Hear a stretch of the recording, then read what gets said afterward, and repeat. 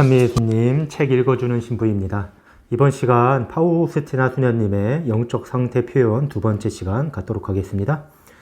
278번 숨어 계신 예수님, 영원한 사랑, 우리 삶의 원천, 신성하신 열정. 주님은 주님 자신을 완전히 잊어버리시고 우리 인간만을 보십니다. 그러니까 이게 참 중요한 구절 같아요. 하느님께서 우리를 바라보실 때는 우리에게 완전히 몰입돼서 당신을 잊으신다는 겁니다. 도대체 얼마나 사랑스러우면 그럴 수 있는 건지 모르겠습니다만 당신을 완전히 잊어버릴 정도로 우리에게 몰입해서 보신다는 거예요. 그것도 이해가 되는 것이, 그러니까 하나님이 당신을 잊으시고 사람이 되시고 그것도 또 잊으시고 십자가에 달리는 그런 굴욕도 다 받으시고 그것도 잊으시고 빵이 돼서 성체를 주시는 거, 완전히 우리에게 몰입되지 않고선 있을 수가 없는 것이죠. 그만큼까지 사랑스러운가 봐요. 우리도 예수님을 볼 때 그래야 한다고 봅니다. 예수님을 만나러 가서 자꾸 나를 보면 잘못됐어요. 하나님은 그렇게 하지 않으신다는 거죠. 하나님을 보면서 예를 들면, 주님, 전 이렇게 부족하고 제가 또 어떤 잘못을 저지르고 또 어떤 제가 신앙인답지 못하고, 이거는 하나님을 보는 게 아니고 자꾸 나를 보잖아요. 이거는 옳은 길은 아닙니다. 그런 것이 불필요하고 나쁘다는 건 아닙니다만 사랑에 찬 그런 길은 아니에요. 올바른 길은 하느님께 몰입되고 하느님만 바라보고 나는 보이지 않으면서, 그래서 내 허물도 안 보이고 그래서 하느님 안에서 날 잊는 것, 그것이 바로 우리가 가야 할 길이라고 봐요. 하늘과 땅을 만들기 전에 주님은 저희를 주님의 마음속에 품고 다니셨습니다. 성인들이 하는 얘기죠. 천지 창조 이전에 이미 알고 계셨다, 마음 안으로. 그 정도로 이제 사랑에 대해서 깊이, 그 정도로 사랑한다는 뜻이겠죠. 주님은 얼마나 자신을 낮추셨습니까? 어째서 주님을 아는 사람이 이렇게 적습니까? 저도 묻고 싶어요. 왜 이렇게 적죠? 하나님이 인간이 되셨는데 모든 사람이 알고 참미들어야 마땅할진데 없어요. 대부분 몰라요. 우리나라 보세요.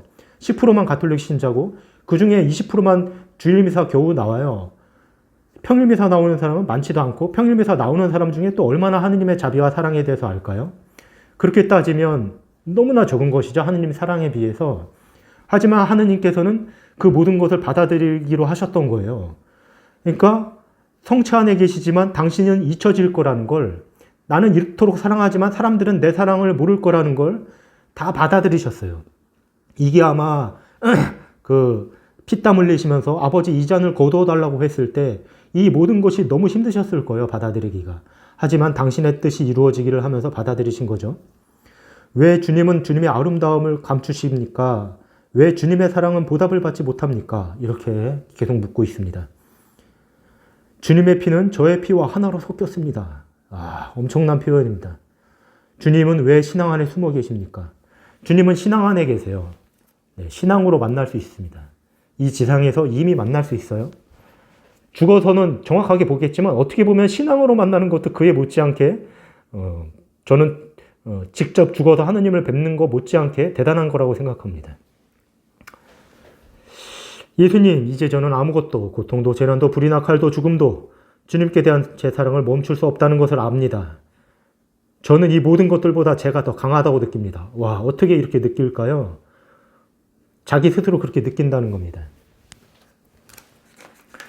중요한 장면 또 하나 말할게요. 여긴데, 이건데. 진정한 사랑은 고통이라는 체온계로 질 수 있다. 343번. 예수님, 이 수녀님이 감사드리는 것이 감탄스러워요, 전. 볼래요? 매일의 작은 십자가들에 대해서 주님께 감사드립니다. 제가 하고자 하는 일에 맞서는 반대 의견들, 공동체 생활의 어려움, 저의 지향에 대한 오해들, 다른 사람들에게서 당하는 굴욕들, 우리가 당하는 학대, 억울한 누명, 나약한 건강과 힘의 결핍, 자기 부정, 자기 스스로 망가뜨리는 것, 어떤 일이 있어도 합당하게 인정받지 못하는 것, 모든 계획이 숲으로 돌아가는 것, 주님 이 모든 것에 감사드립니다. 이렇게 얘기합니다. 우리는 보통 내 일이 잘 돼야 감사드리잖아요. 주님 건강을 회복하게 해주셔서 감사합니다. 주님 아파트 값이 다행히 떨어지지 않아서 감사합니다. 자식이 좋은 회사에 들여서 감사합니다. 아이고 주님은 성당에 이렇게 나와서 은총을 받게 돼서 감사드립니다. 근데 보통은 우리가 원망 드려야 할 부분에 감사를 드립니다. 일이 잘못된 거에 대해서 감사드립니다. 이렇게 얘기해요. 그리고 외적인 고통 말고 내적인 고통에 대해서도 감사드립니다. 영의 메마름, 공포, 두려움, 불확실함. 그러니까 이순녀님이 완전히 내적 확신에 차서 아름답고 향기롭게 하느님께 다가간 게 아니라는 거 알 수 있어요. 메마름, 공포, 두려움과 불확실함 다 느꼈다는 거예요. 내적인 깊은 수렁, 유혹과 갖가지 시련들. 그리고 설명할 수 없는 고초들. 특히 아무도 이해해주지 못하는 고통들. 처절한 투쟁과 온갖 쓰라림으로 가득한 죽음의 시간들에 대해서 주님 감사합니다. 와, 이 자세죠 바로. 그리고 얘기합니다. 저는 이 운명의 잔의 마지막 한 방울까지 다 마시고 싶습니다. 내 인생에 주어지는 하느님의 잔을 다 마시고 싶다고 표현해요. 그리고 고통을 대하는 이 자세가 감탄스럽고요. 그 다음 말이 저는 더 놀랍습니다. 뭐라고 그러냐면 그리고 그 이유를 알려고 하지 않겠습니다. 묻지 않겠다는 거예요. 그냥 네 하겠다는 겁니다.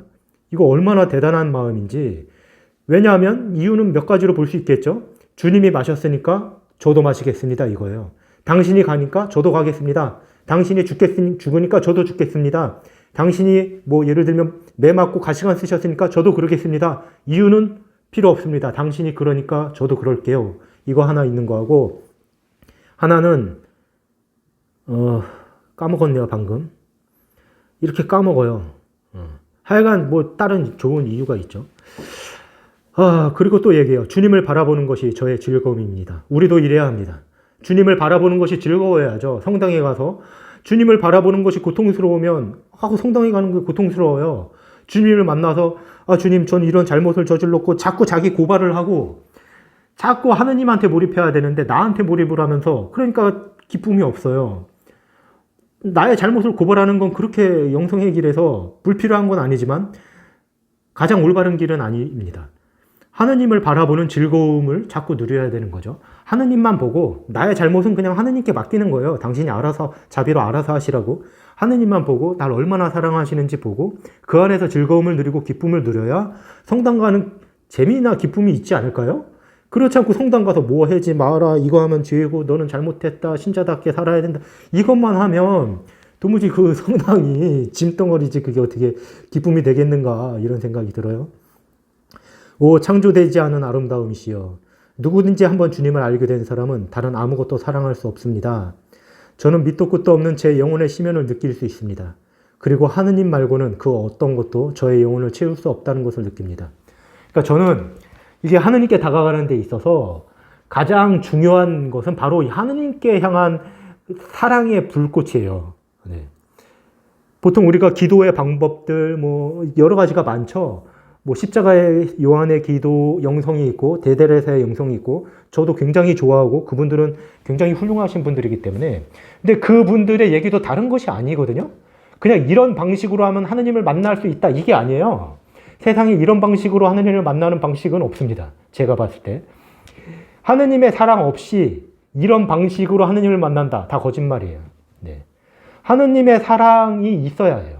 하느님을 향한 뜨거운 사랑이 있으면 그 단계까지 가는데, 그런 단계에는 이런 단계가 있다 이렇게 말하는 것이 영성의 길이지, 이런 단계를 통해서 하느님께 간다는 게 아니에요. 이런 단계를 이용해서 하느님께 간다는 게 아니고 하느님께 대한 뜨거운 사랑이 우리를 이렇게 이끌 것이다 라는 거예요.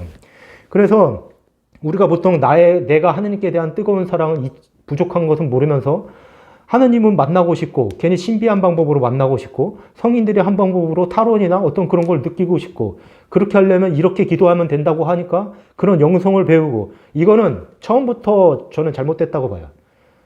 왜? 중요한 거는 하느님께 대한 뜨거운 사랑이거든요. 하느님께 대한 뜨거운 사랑만 있으면요 바로 갈 수 있습니다. 그리고 바로 가는 길에 바로 그 영성의 길에서 성인들이 말했던 그 길들이 보일 거예요. 네. 그렇지 않고 그는 가서 무슨 침묵의 기도다, 무슨 거둠의 기도다, 향심 기도다, 이 모든 것들은 다 하느님 사랑하는 어떤 방법들을 말하는 거예요. 그래서 단계들 중에 그런 단계를 거칠 수는 있어요. 그리고 저도 필요하다고 생각하고요. 하지만 핵심은 하느님을 향한 불타는 사랑이다. 그거 없으면 절대 100만 년을 기도해도 하느님을 일치할 수 없다. 하느님을 향한 뜨거운 사랑 없이 100만 년을 기도해서 하느님과 일치할 수 있다면 그거 교리서에 적어놔야 된다고 봅니다. 아무리 봐도 그 교리서에 그런 건 없어요. 중요한 건 하느님을 향한 뜨거운 사랑, 그리고 하느님을 향한 그 뜨거운 불타는 사랑은 어떻게 보면 하느님의 은총이에요. 하느님께서 우리에게 주시는 겁니다. 우리가 청해야 되고요. 그리고 어떻게 보면 우리 각자 안에 다 새겨져 있습니다. 어느 정도. 우리가 하느님의 모상으로 창조됐고, 아우구스티누스 성인이 말한 거, 우리가 하느님 안에 쉬기까지 내 영혼이 착잡하지 않삼나이다. 이거는 다 우리 안에 그런 하느님을 많이 채울 수 있는 그 열정이 있다는 거거든요. 단지 그것이 어느 정도 드러났고 어느 정도 내가 깨끗이 닦고 그래서 이렇게 밝게 드러나냐, 이런 차이가 있는 것 같습니다. 저는 이 책을 읽으면서 너무 감동스러워요. 이순녀님의 하느님을 향한, 하느님만을 향한 그 어떤 사랑의 깊은 상처가 느껴지고, 그 상처가 계속 피를 흘리고 있어요. 이 영혼 안에서. 그래가지고 다른 그 어떤 것도 이 영혼을 위로를 할 수가 없습니다. 그 하느님의 뜻을 따르는 영혼은 다 이런 비슷한 모습이라고 저는 믿고요. 네. 앞으로 이제 조금 더 읽겠지만, 여러분도 제가 좀 말이 많아졌네요. 이만 끊겠습니다.